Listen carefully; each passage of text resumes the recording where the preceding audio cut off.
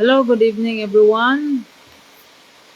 Welcome to our bedtime devotional for girls. So, karon day 317 sa ato ang devotional. So, today is Tuesday, December 10, 2024. So, ang atong topic karon is finish what you begin. So, ang word na din niya sa James chapter 5 verse 11 nga nag-ingon, we say they are happy because they did not give up. You have heard about Job's patience and you know the Lord's purpose for him in the end. You know the Lord is full of mercy and is kind. So let us pray. Our Father God in heaven, we glorify your name. Lord, you are our King. Ikaw maghari ka, Lord God, sa matakusa, Lord God. Lord, we acknowledge your presence. Karong gabi na, Lord, sa among pagtuon sa imong pulong, Lord God, nga sa maminaw, Lord.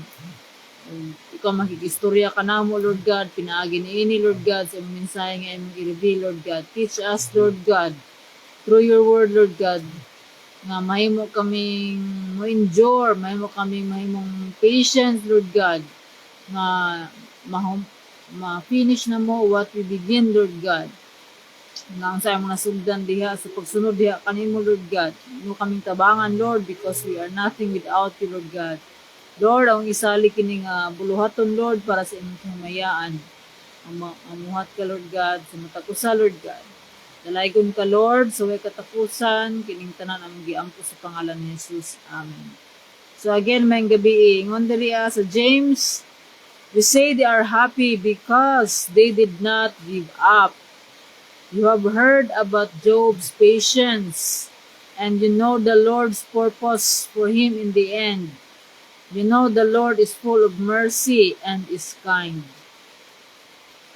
Jesus finished what he began, and so should you. Jesus didn't give in, neither should you. Jesus did what was right, and so should you. Are you facing something that is hard for you to do? If so, you may be tempted to quit. If so, remember, whatever your problem, God can handle it. Your job is to keep working until He does. If things didn't work out at first, don't quit. If you never try, you'll never know how good you can be. So, ang pulong karon sa Ginoo, atong devotional is God is telling us nga whatever nga ato ang nasugdan or whatever cost nga sa ato ang maghimo para sa Ginoo, dili nato ni dili ta mo give up because wala nag-promise ang Ginoo nga life is easy. But ang promise sa Ginoo nga sa ato ang challenges, mga trials, hardships, nga mo persevere ta, mo endure ta.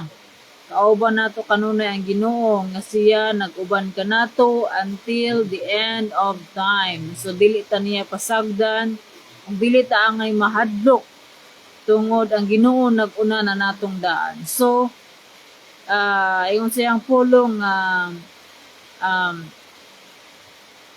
He who began the good work in you will finish it until the day of the Lord. So ang Ginoo gayud ang mutapos niini. So angay natong ibutang ato ang pagsalig diha sa Ginoo, because when we recognize God, we are blessed because we honored God. So sa kuandari ang about Job's patience. So kung atong ma-remember ang story ni Job, kung unsa gyud ang iyang kataas, kung unsa ang iyang pag-endure. So let's also develop ang mga kinaiya sa balaang espiritu. So kung atong balikon sa Galatians chapter 5, nga the fruit of the Holy Spirit is love, joy, peace, patience, kindness, goodness, faithfulness, gentleness, and self-control. So, kini nga mga kinaya si Job. Job's example illustrates faithful endurance. Nag-endure siya despite suffering. So, kaya ba nato ni ang gibuhat ni Job? So, with God, nothing is impossible. So, ginatudloan po ta karong gabi una nga maglig-on ta, magmalaho tayon ta sa ato ang pagtuo. Through trials or hardships sa atong mga gipang-atubang karon nga mga problema. So, kung ikaw nga naminaw karon whatever you are, whatever status you are, God is always with you. But nga basta kanunay ta nga nagaduol og nagatuman sa iyang kabubuton. Ang Ginoo lang gayud ang moplastar. So, God is developing our character nga mahimo tang sama sa kinaiya ni Kristo. So mao na ang kinaiya sa balang espiritu nga love, joy, peace, patience, goodness, faithfulness. So kana nga mga kinaiya, kinahanglan nato na siyang katunan ug i-practice nato sa ato ang kinabuhi. So wala nato natong mga kinaiya nga dili giya sa Ginoo. So karon pong kabiuna nga nagatudlo ang Ginoo kanato kung unsa ang iyahang karakter. You know that the Lord is full of mercy and is kind. So God is compassionate, merciful, and kind. So first ang atong nahitabo sa ato ang kinabuhi adunay katuyuan ang Ginoo. So ang karong gabi una natudloan ta sa Ginoo, God is reminding us nga to endure in whatever trials we are right now. So whatever hardship, so ang Ginoo adunay katuyuan ini. Gusto nga ma-develop sa Ginoo ang ato ang kinaiya. Mahimutang magpasensya, maghulat ta, mo persevere ta sa ato ang pagtuo ug atong i-recognize kanunay ang Ginoo sa iyang pagkagamhanan nga adunay maayong plano ang Ginoo kanato. So mo focus ta kung unsa ang eternal value sa ato ang kinabuhi, sa ato ang mga gipang-endure. So and also we also practice nato ang mga kinaiya sa balang espiritu, to persevere, to be patient. And also we also trust God gayud. Atong isalig diha sa Ginoo. So ang Ginoo kanunay nagatudlo kanato nga mahimutang makigduol ta kanunay kaniya nga ang ato ang relasyon, to deepen our relationship diha sa Ginoo. So we must remember nga sa iyang pulong nagatudlo kanato nga kanunay ta nga is atong butang atong pagsalig diha sa Ginoo. We trust God with all our heart. So God is reminding us nga wala gyud tay mahimo kung wala ang Ginoo. So we must ingon ang Ginoo nga salig kanako kay dili gyud taniya kasaligan. So we must put our trust in God. We must seek Him first. Seek first the kingdom of God and His righteousness. So, kanunay ta nga magatuman sa iyang kabubuton. So, mga itagtabang sa Ginoo because we cannot do it on our own, but with the help of God. We can do what God prepared us to do. So, finish what you begin. So, sa ato ang pagtuo diha kang Kristo, dili ta magmalaho tayon ta. So aduna may dry season sa ato ang kinabuhi, dry season sa ato ang pagtuo, but gialaw na sa Ginoo para mo persevere ta, para ma-develop ang ato ang character diha nga aduna gayo Ginoo nga angay natong saligan sa tanan. So dili ta mo give up. Don't give up in doing what is right. What is right. So we must always acknowledge God through His Word. We must make the Word of God the standard of our living. So wala nagilain pa nga ato ang pagasundon kun dili ang pulong sa Ginoo. Kamao kini ang nagtudlo kanato.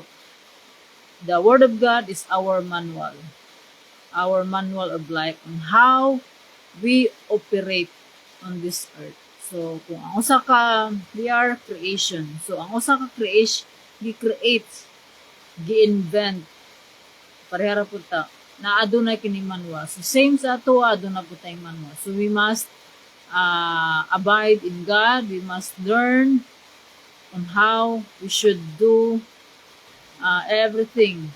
We should do always the right thing. So unsa man ang kamatuoran, so makatunan nato ni samtang kita nagabasa, nagatuon sa iyahang pulong. So dili ta makaibalo kung unsa ang atong i-obey kung wala ta magabasa o magatuon sa iyahang pulong.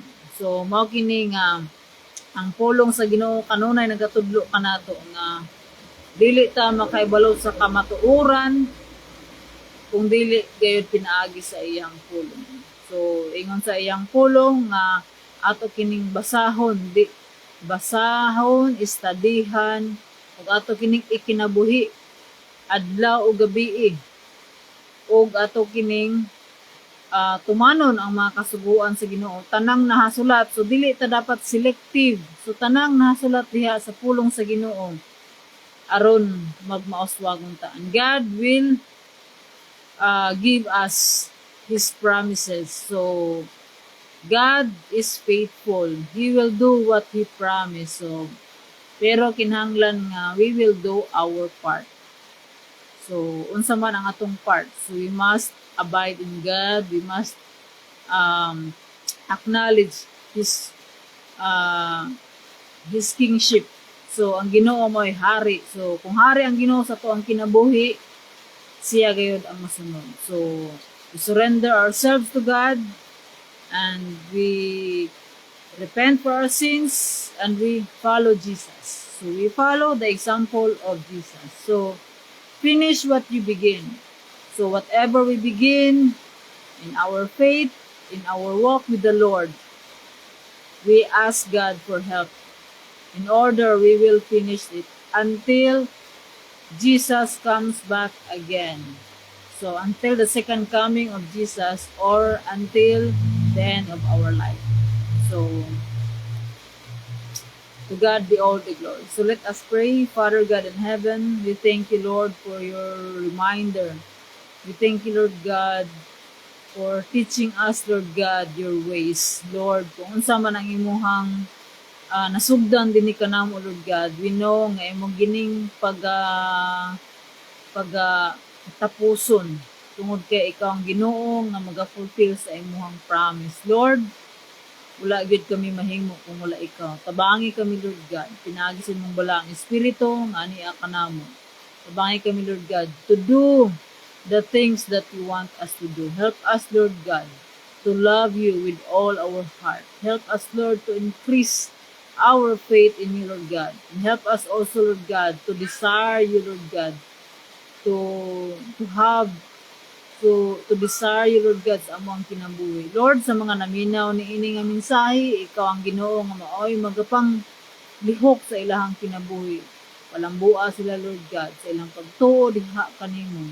Sa ilang pagtuo diha kang Kristo. Ikaw ang Ginoo nga maoy magahatag sa ilang mga pangandoy sa ilahang kinabuhi. Dalaygon ka, Lord, sa katapusan, daghang salamat sa imong pag-uban kanamo. Gikan sa pagsugod andot sa pagtapos. Kining tanan, Lord, ang tanang dungog, himaya, mga pagdayeg, kanimo lamang amahan nga naa sa langit, sa pangalan ni Jesus. Amen. So, mayong gabi, dalaygon ang Diyos.